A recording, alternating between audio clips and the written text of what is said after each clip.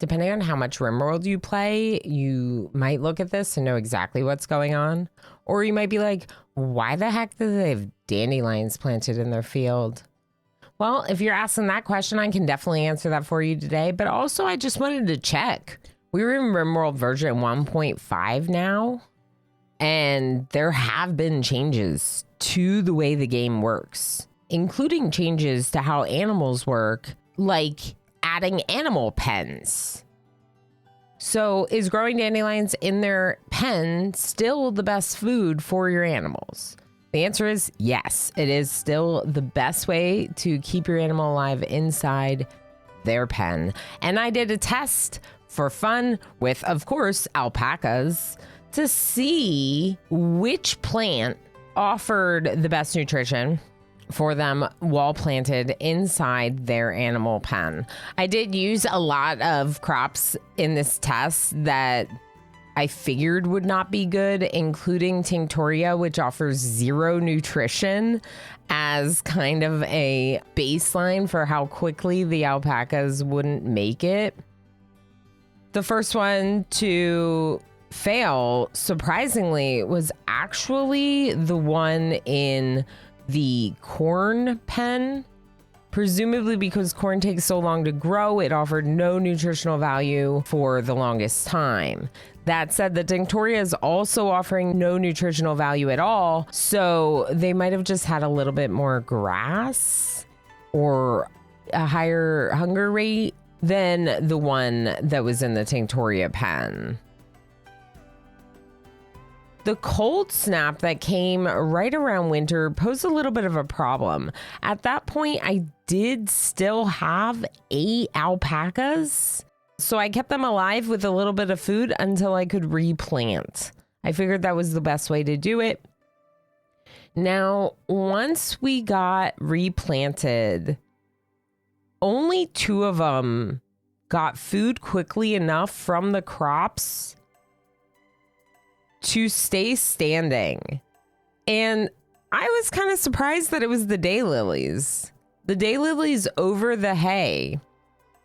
Presumably because it grows so quickly, even though it offers very little nutritional value, it grows to a point of offering some nutritional value more quickly than the hay does.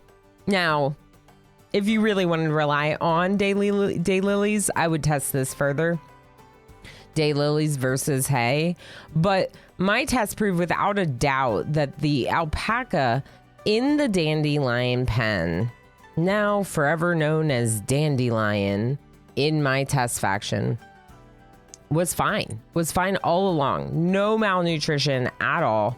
Whereas the one in the daylilies pen does now have malnutrition because the daylilies aren't grown enough for it to eat any of them.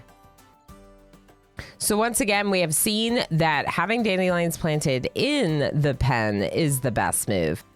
What happens when you plant a bunch of dandelions in your actual animal pen? Not in a test situation, but in a real animal pen.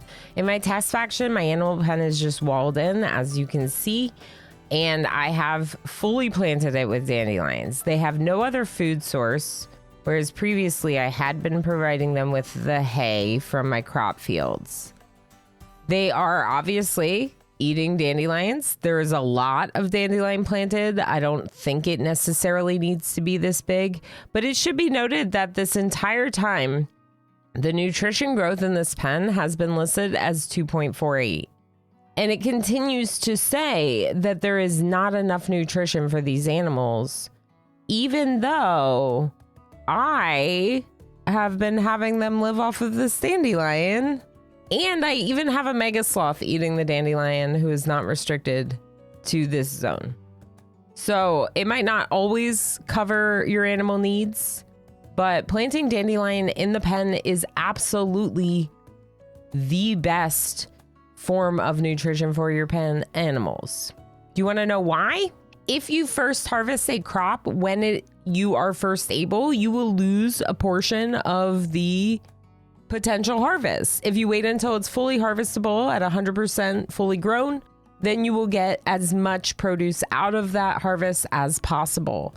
This is what impacts the value of hay in the pen. Animals will not wait until a crop is 100% grown. They will eat it when they are hungry, when it offers nutritional value. Hay does not offer as much nutritional value at that stage of growth as dandelion does.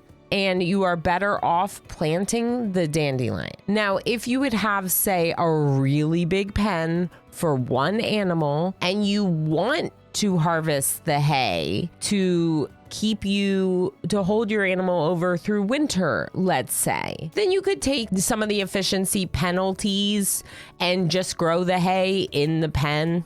You could do that, especially if it's a lot more than that animal will eat and you want to be able to harvest some at the end of the day. You could also choose to grow something like corn in your pen and have something harvestable for your people to eat if the pen is significantly larger than the amount of animals need it to be.